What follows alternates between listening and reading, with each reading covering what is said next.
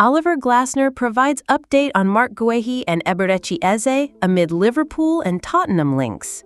Alexander Isak will get his dream move to Liverpool, says journalist. A very warm welcome, my friend and fellow fan, to your news channel for the greatest club in the world.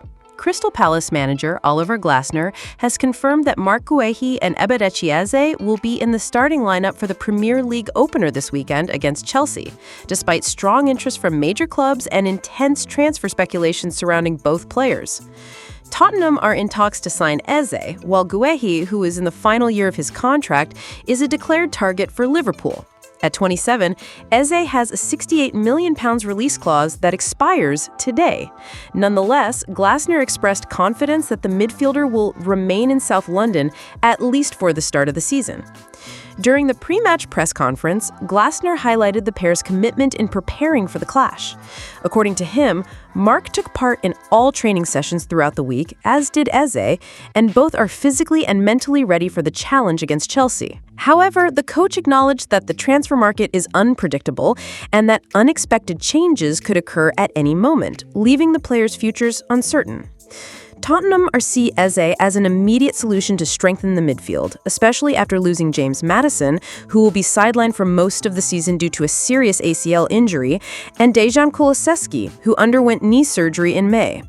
Eze's performance last season with 14 goals and 11 assists has placed him high on the London club's priority list. Guehi's situation is more delicate. The 25-year-old center-back is firmly on Liverpool's radar, with the club seeking to negotiate a fee below the £40 million asking price set by Crystal Palace. In a World Cup year, the defender wants guarantees of playing time to secure his spot in the national team, but he is also open to seeing out his contract if his demands are not met. Club chairman Steve Parish recently admitted that he would prefer to sell the player now for a profit rather than risk losing him for free next summer.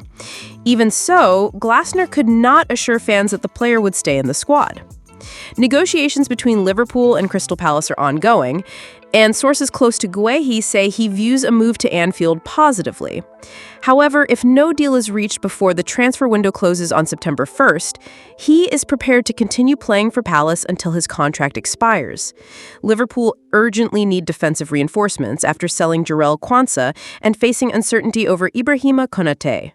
Marc Guehi, a key player for Crystal Palace, remains in high demand and could still leave this window despite having already attracted and rejected big money offers in the past. The opener against Chelsea could mark the farewell of either him or Eberechi Eze. Liverpool are looking to take advantage of the growing rift between Alexander Isak and Newcastle United to try to sign the striker in a deal that could break the British transfer record. Isak, 25, missed all of the Magpies' preseason friendlies and was left out of the Premier League opener against Aston Villa. Determined to leave St. James Park, the Swede has already informed the club that he no longer intends to play for the team. He is reportedly frustrated with the lack of major signings this summer and doubts Newcastle can realistically compete for the Premier League title or the Champions League in the short term. The striker sees Liverpool as the ideal destination, especially after the Reds won the English title last season and bolstered their squad with the likes of Florian Wirtz, Hugo Ekitike, Jeremy Frimpong, and Milos Kerkez. Although they have already rejected a £110 million plus add-ons bid, Newcastle have made it clear they will only sell Isak for £150 million. Liverpool, who already broke the national record by paying £116 million for Wirtz, are considering raising their offer to between £120 million and £130 million, potentially reaching the asking price if necessary. The relationship between Isak and Newcastle has deteriorated rapidly. According to journalist Pete O'Rourke, the situation has become toxic, with the player training separately from the squad, sometimes even during the hours of his former club, Real Sociedad. He did not take part in the club's pre-season tour of Asia and has been avoiding direct involvement in main team activities. There are reports that the striker is effectively on a form of strike to force a move. With Newcastle's opener set for this Saturday against Aston Villa, doubts remain over whether Isak will be named in the squad. If he refuses to play an official match, he could face significant fines. Sources close to the player say his agent, Vlado Lemek, fears that returning to the pitch in a Newcastle shirt could weaken his stance and spark an unwanted truce, reducing the chances of a transfer before the window closes.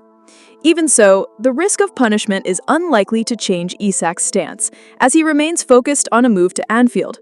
With market activity intensifying, Liverpool appeared determined to persist, testing Newcastle's patience and betting that pressure from the situation will eventually help seal the deal. Thank you very much for watching until the end. See you next time.